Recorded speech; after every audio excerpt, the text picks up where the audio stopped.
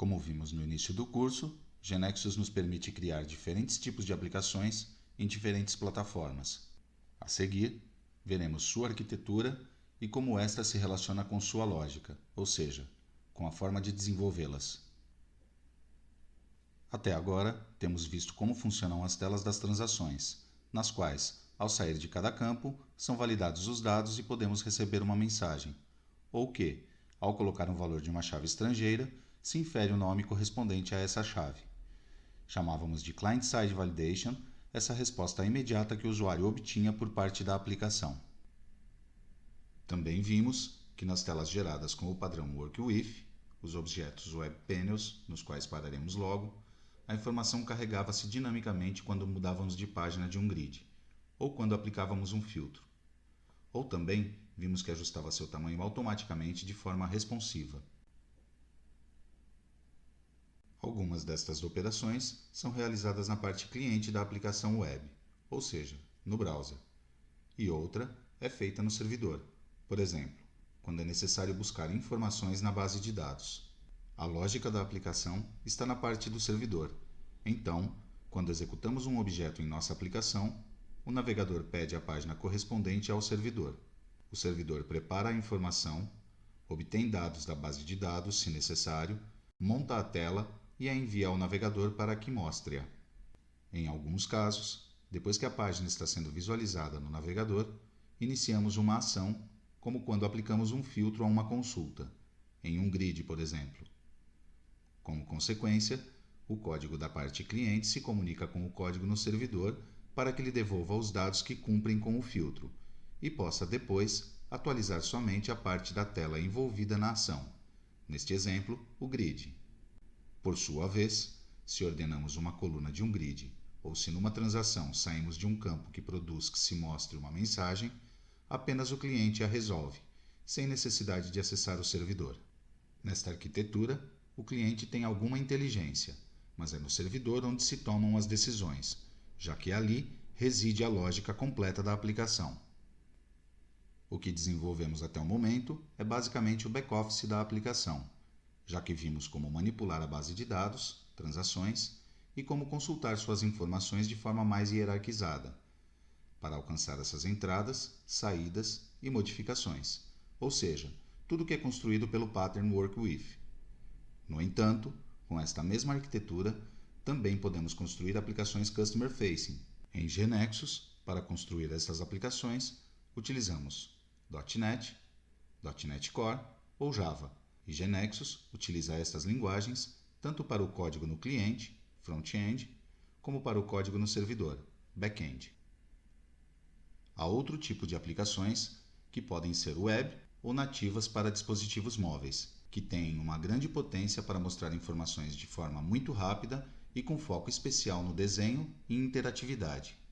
São aplicações do tipo Customer Facing, ou seja, orientadas ao usuário, com grande riqueza de informação em tela, que vão carregando as partes da página só quando vão sendo necessárias, porque são desenhadas para uma altíssima performance com a melhor experiência de usuário possível.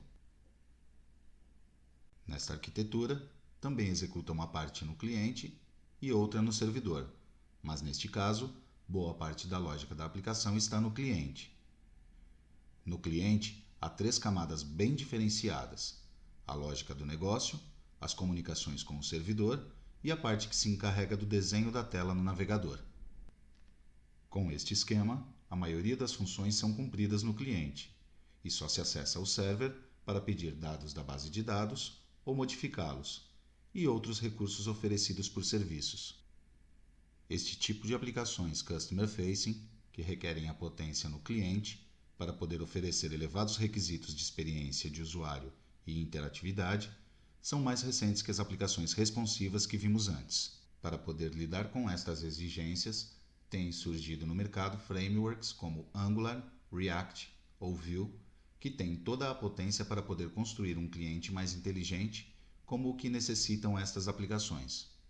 No entanto, como mencionamos antes, com GeneXus também é possível desenvolver aplicações Customer Facing em Java, .NET ou .NET Core, embora a vantagem de programá-las em Angular é que os mesmos objetos painéis que desenhamos para a interface de usuário poderemos reutilizar praticamente sem mudanças para gerar a aplicação mobile nativa, ou seja, para Android ou iOS.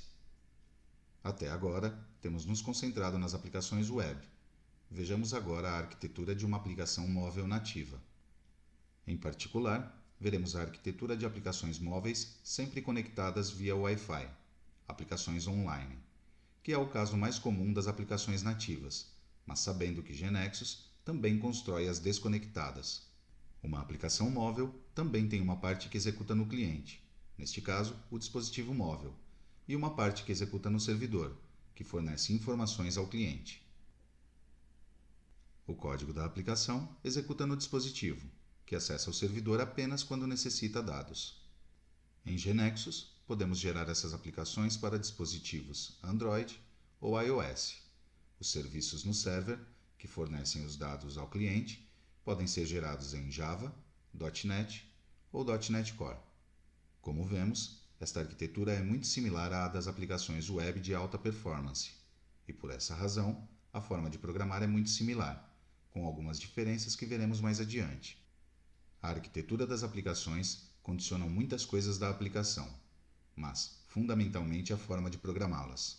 No caso de que o cliente seja leve, praticamente todos os requisitos da aplicação serão resolvidos no servidor, porque nossa programação sempre estará orientada a operações no servidor, como, por exemplo, o acesso à base de dados.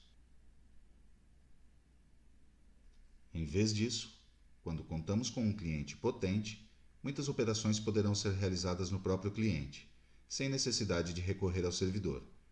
No entanto, há outras operações que têm a ver fundamentalmente com a interação com a base de dados, que requer os programas do servidor. Por esse motivo, devemos ter uma sintaxe diferente para indicar quando queremos que tal código seja executado no cliente e quando no servidor. Isto também é válido para a programação de aplicações nativas para dispositivos móveis. Em seguida, veremos como são programadas aplicações de cada tipo.